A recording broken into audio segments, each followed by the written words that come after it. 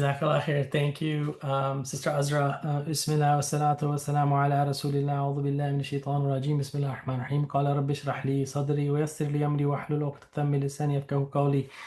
Thank you, CISNA. Thank you, CISNA's board, for always dreaming and working towards making the world a better place, helping our Islamic schools sector, not only nationally, but globally, find the solutions, the resources, the best practices to be better, ecosystems for a future generation of value-based leaders that can, inshallah, make the world a better place. Thank you so much for bringing us all together today. And yes, today's a continuation of part two to a longer conversation that we had in New Jersey and in other places around the CISNA program system. I want to start off first by those of you who are joining or have joined now. I want to just take the next 5 minutes or so. What's one thing you want to get out of today's conversation? Just off the top of your head, first thing that comes to your mind, type it in a chat or raise your hand and say it out loud.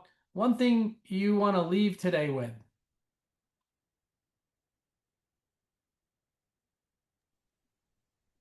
I'll go first. I want to help everyone with one practical thing they can implement immediately.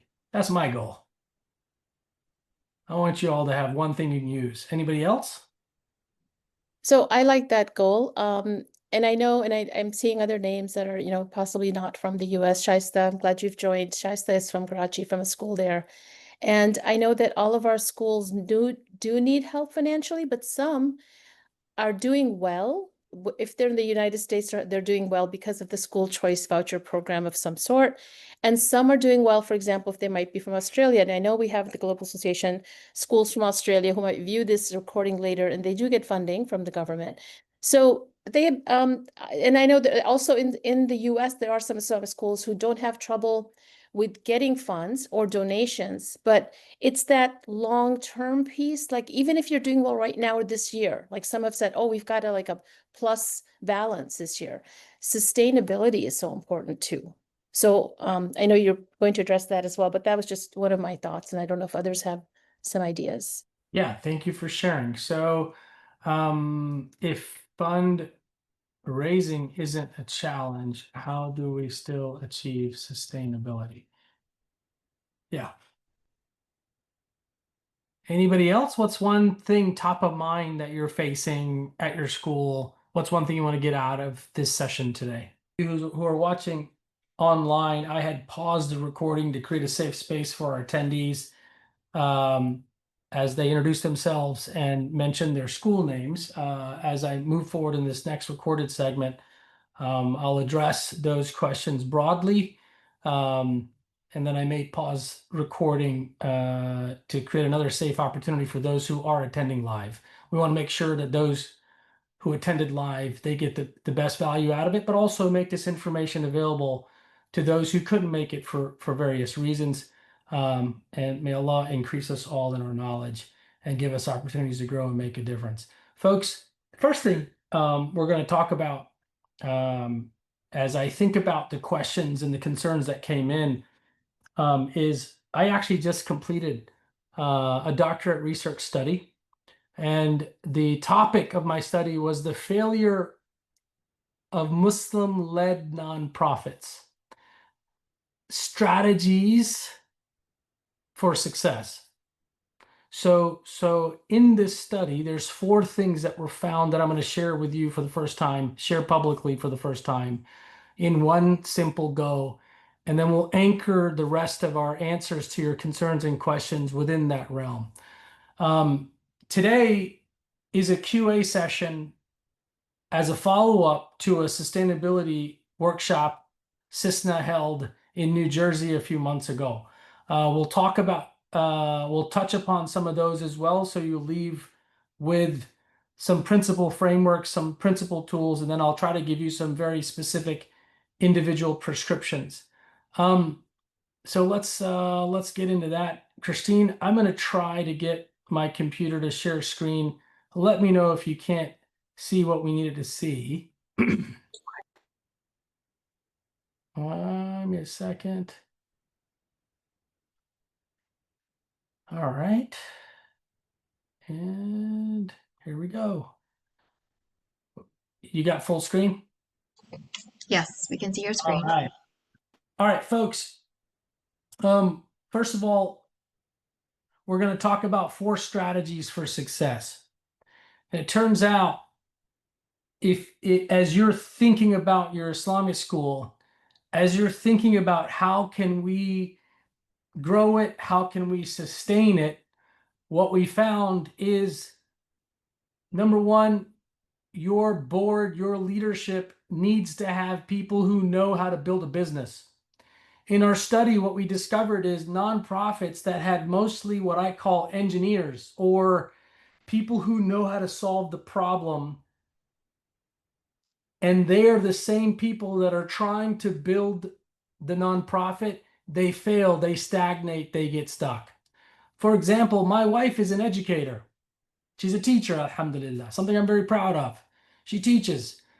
Now, and she's good at that. She's really good at that. She knows how to educate a child. She knows how to assess where a child is, understand what good looks like for that child's future, and a shared vision between the child and the parent, and then sort of paint a pathway to get them there, right? So she's an engineer. She's an expert at sort of, educating, empowering a child.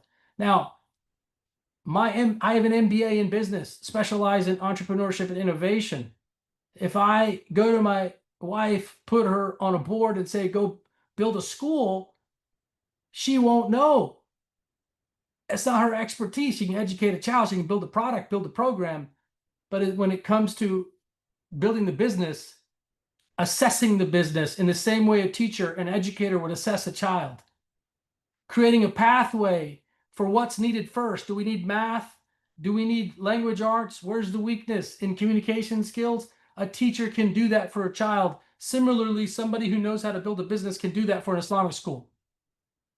So the number one reason why Islamic schools and nonprofits stagnate in their growth, can't solve basic challenges for revenue, for structure, for stakeholder alignment, is because they have often great educators on their board and in their leadership, but don't have the people with the entrepreneurial spirit and the business understanding. That's entrepreneurial spirit is very different than business managers.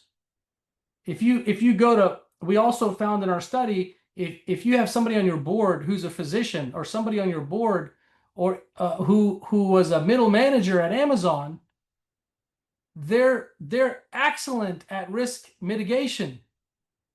Excellent at risk mitigation. But somebody with the entrepreneurial spirit who understands how to build a business is going to know what are the calculated risks to take in the right way, in the right order, to build the business up. So the first prescription that I have for you, if your school is sort of stuck somewhere on its journey, think about, evaluate your board, evaluate your leadership team, and say, do we have the business entrepreneurial expertise to move us, to assess where we are, to move us as an organization to the next level? Number 2, mission market fit. What this means is nonprofits get stuck when it comes to financial ceiling. They get stuck at a financial ceiling because they often only raise money just enough up to the extent of the founder and founding board and founding staff's network. So let's put this in an example. If my wife and I decided now to go start an Islamic school, we would go rally our neighbors, our friends, perhaps go one layer deep into their network. We would have some students, we'd have some parents, we'd have some donors. But what happens is eventually you hit a ceiling. They're the same people that come to your gala, your banquet every year. They're the same people in your donor database. What's happened is your value proposition has only made it to the extent of your network. To go beyond your value proposition, to go beyond your network, you have to find new markets, and those markets aren't going to value your organizational mission in the same way your friends and family have because of your social equity. So mission market fit basically means there are markets out there in the US, $4.3 billion. There's markets out there that want to fund your mission, but you have to go through an exercise where you continuously test and find those markets beyond your social network that are going to want to fund your gym, want to fund your school, want to fund your teacher increase in salaries, want to fund your lab because they believe the value proposition of those students who are going to graduate on the other side are going to make the world a better place. That's mission market fit.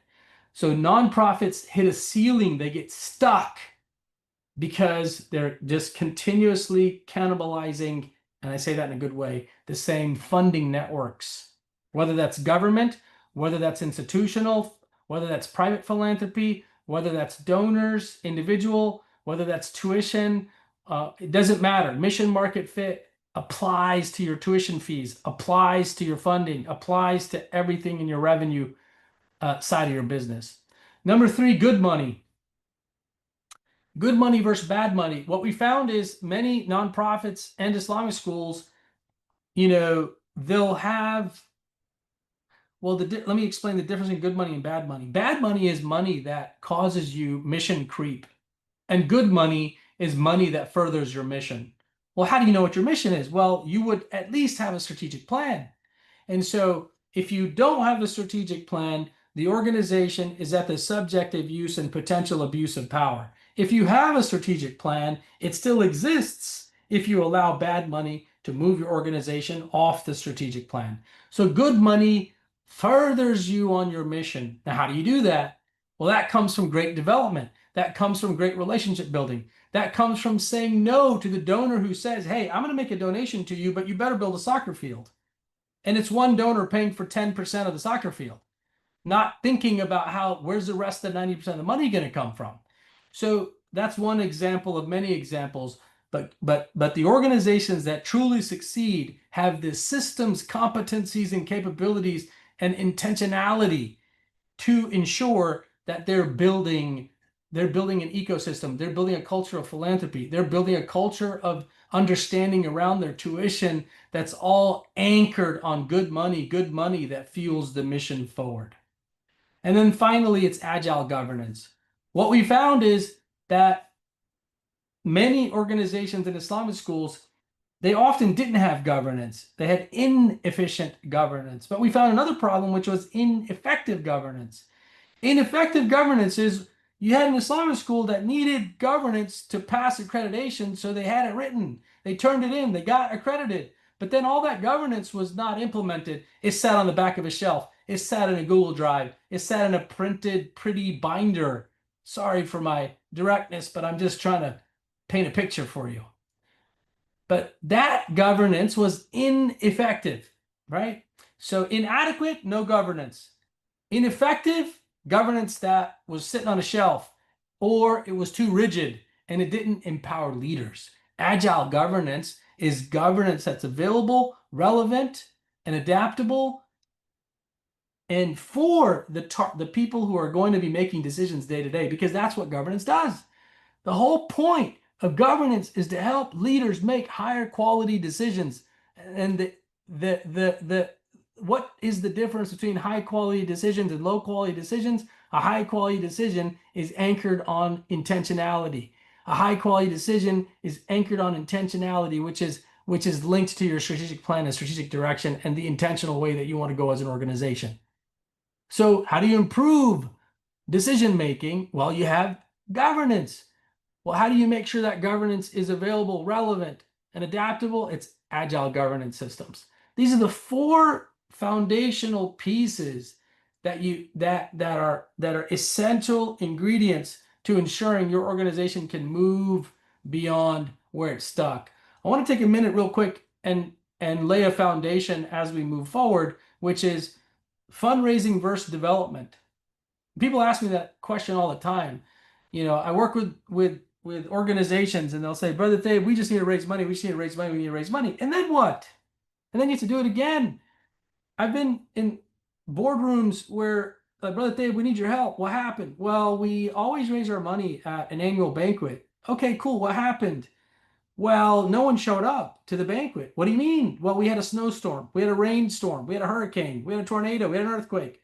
Something happened, and that one event that we completely rely on ended, or that one donor that gives all the time every year now passed away. That's fundraising. Fundraising is important and it has a role to play. But then development is how do you dig deep into those relationships? And I don't just mean donors, I also mean institutional funding. I also mean grant funding. I also mean everything else. The other challenge that I run into often nowadays is, Brother Tayyab, we do have funding and it's great because of the choice program. And here in Florida, there's funding, but there's always still a gap. So you have to fundraise. Why does Harvard still fundraise? You know, they have $1 billion endowment. They still fundraise. They have an advancement department. Why? Well, it's because the fundraising expands the school while the tuition programs by the state are maintaining the school. So if your board is in a maintenance mode, then fine. Just stick to the tuition assistance that's out there in your state grant programs. But that's not what happens actually. You have a CapEx problem, which is how do we make sure we improve the computers? How do we make sure we improve, the facilities? How do we make sure we expand? That's capital campaign. So CapEx, cap expansion. CapEx is capital expenses. Cap expansion is how do we bring in the new program to the school so it keeps growing. And then you have facilities that you need to build out. So a strong base of support will solve that problem. Tuition assistance. I've stopped discounting tuition. Your price for your school tuition should be at the cost plus overhead to educate a child. The relief organizations do that. The relief organizations, they don't discount the price to sponsor an orphan because what the market's willing to pay to sponsor an orphan. The relief organizations take what it costs to provide an orphan with a great life and add an admin cost and bring that handle to the market. Similarly, Islamic schools must do the same. You have to set your price at the rate it is needed to educate that child to fulfill your mission, not at what the market's willing to bear. Then you have programs to solve for the segments of the market that need assistance. That's where philanthropy comes in. And then you have programs to invest in your school's expansion. That's where philanthropy comes in. So earned income at the proper price of your market. And it goes back to the question in the chat. Set your price at what it costs to educate your child. Then have programs to address the needs of the market segment, that can't afford the tuition. So I'm going to type this out in the chat. Philanthropic programs to address the needs of the market segments that can't afford the tuition. So if it costs, let's say $15,000, just to do a round number, there's 10 months in a school year. I'm just going to use a round number for this exercise. Let's say it costs $10,000 to educate a child. That's $1,000 a month. And then you get into the age-old argument. Well, what if a parent has 3 children? They can't afford $3,000 a month. Well, what if you have lots of people with super smart kids that we want in the school that can't afford $1,000 a month or $10,000 for the year? Well, for those students, you have scholarship programs. And for the other student, you have financial assistance programs. The moment you start reducing your price, the consequential impact is you've committed to reducing the quality of your education and your program. And then you can't really achieve what the community expects, what the expanded market expects, which is you're building value-based leaders that are going to make high-quality decisions for all of us. The fact that you're a nonprofit means that you exist for the public good. You exist for everyone's good. And the moment you say you exist for everyone's good, then you have to stay true to making sure your product is going to benefit everyone. Meaning, if you're an Islamic school, you're raising funds from public markets, donations, then that means you're committing to something huge. And that is that we're using the public's money to raise this child so this child can grow up and be an amana and make society better. And that's your North Star. That's your argument to everyone out there. And if you achieve that, you can actually raise funds or find philanthropy for your scholarship programs. You can find philanthropy for your financial assistance programs, which are the instruments to address multi-child pricing challenges or single child cost challenges to families who really need it. There are some scholars that say educating children today is zakat eligible because of the state that the ummah is in today. That it is a necessity to have value-based Islamic identity, strong leaders out there that are making the world a better place. And you achieve that sustainability by having continuous activities. The Islamic schools that are struggling with not achieving sustainability is because they have an over attention to fundraising and an inattention to development. You know, that development process looks like this. You have somebody or a foundation or a corporation or an individual that makes a first-time gift. And the idea is you want to renew them. You want to upgrade them. What happens today is somebody makes a donation in Ramadan. Somebody goes to the gala for the school, and then that donor never hears from the school again until the next Ramadan. But the idea is that in the development process, you're making sure you're stewarding that donor and maintaining that relationship. That takes capacity. That's why I celebrated the school on the call today that said that they hired a full-time development director. That's a commitment to moving to sustainability. That means you're investing in capacity. That means the board's investing in building competencies for that. I want to kind of bring this to life one more time. You're going to use transactional messaging for donor acquisition, but then eventually you want to shift to transformational messaging. Let me bring this to life and also speak to the consequence of an over-attention to fundraising and an over-attention to transactional messaging. I can't tell you how many times I've gone to an Islamic school board, Brother Tayyab, we need your help. Why do you need my help? What's going on? Well, our donors are tired. There's donor fatigue. And I'm like, look, the research says there's no such thing as donor fatigue. Because, and even in Islam, we know that Allah promises to give more to those who give. So why do we all of a sudden think because someone's been giving, they have no more to give? Rationally, we think that. The rational mind thinks, well, they'll eventually run out. But Allah says in Surah Baqarah, for those of you who can believe in the unseen will believe this to be true. So suspend your rational thought for just a moment and understand that when someone's giving, they still have more to give. And just because they say they're not giving to you anymore doesn't mean that is donor fatigue. It means that you should ask yourself, are you committing donor abuse? Donor abuse is when you over solicit your donor and you have an inattention to stewardship. Now, if you are stewarding well, then you have a healthy system, then you're going to fundraise for first-time gifts. For example, I'm working with 2 Islamic schools right now today actively. I meet with them on a Monday, and we work for development activities and campaigns through the week. And we intentionally have transactional fundraising activities that reach new markets, that reach new donors, new potential donors with a tangible ask. But then once they become a donor, by the time we renew, upgrade, and bring them a special gift, we educate them on the impact, the value, the journey, the mission of the school, and invite them to make an unrestricted gift to enhance and grow the school's programs, whatever else it needs. What I'm highlighting is the difference between the transactional approach to fundraising. It has its place.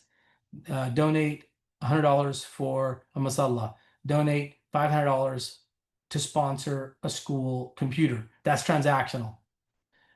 Commit to supporting our school because we're making a better place. We're building a pipeline of leaders. That's transformational. That's a transformational ask. But for somebody to go from a transactional mindset to a transformational mindset, it takes development, it takes stewardship, it takes donor education, it takes building a culture of philanthropy around your school and growing that culture of philanthropy so it's contagious, and that takes time. So that's development, and that's transactional. You asked earlier about action planning. Real quick, we talked about this deeply in class. I always tell my students and the nonprofits that I work with is you got to build the business through the budget. I can't tell you how many times I've gone to these schools and sadly, I'm like, you have a budget? They're like, yeah, what is it? Oh, I think it was this. What'd you base that on? Oh, we ran a QuickBooks report. Send me your report. And I get a P&L or a statement of account. I'm like, well, where's the cash forecast? Where's the revenue diversity? Where's the levers in how we're addressing the programs? And there's this constant, as Sister Sufia said, there's this scarcity mindset, and we need to move to this abundance mindset. And that happens through the financials. Build the business through the financials. And that starts with those financial goals, and that starts with the financial budget. For everybody who's here today, we will share with you a template that you can use for that and how you build those levers. And then SMART goals. And then from there, of course, is break down the goals and the steps. From there, your resources. Who's going to do those jobs and tasks? So many times I end up with schools and they're like, yeah, we got that far. We got to step 3. And I'm like, what happened at step 4? Well, we had committees. Well, who are on these committees? Volunteers. Well, where are they now? I don't know. We set them up. Nobody did anything. So there's a role to play for a development team and staff to make sure that we are cheerleading these committees. These committees know their roles and functions, and to make the distinction between governance committees and working committees, executional committees. Executional committees are very different than governance committees. Executional committees have tasks and deliverables on timelines, and they need a champion to mobilize the team. Oftentimes we have, either the most passionate person who lacks the skills to mobilize the team, or we have the engineer who knows how to do a job but lacks the skills to lead and mobilize the working group. Those skill sets are important. And then, of course, establish KPIs, make your timeline, monitor, and adjust throughout that process. I've said a lot so far. I'm going to stop for a minute. We covered basically 3 subject areas. We covered the 4 strategies to grow your nonprofit. We covered also development and fundraising and sustainability and development and how you get those to sustainability. And then we covered action planning. Good. Thank you so much. Amazing, amazing, amazing Executive Director, Sister Sufia. Thank you for your leadership. Thank you for all that you do. Sister Rabia for organizing this, the CISNA board for putting time in and making the world a better place. Those who are not thankful to others are not thankful to Allah subhanahu wa ta'ala. So I want to take a moment and just say thank you so much. Like, really, with everything going on around the world, I'm one of those people that think it's going to get better with this next generation. And inshallah, you guys are raising that generation. So thank you all for heroes and sheroes working on these schools to raise the next generation. I'm humbled in front of you. I'm very passionate about youth. Use me, and Sister Sufia knows how to tag me in anytime, inshallah. جزاكم الله خيرا. قولي قولي هذا واستغفر الله لي ولكم ولسائر المسلمين.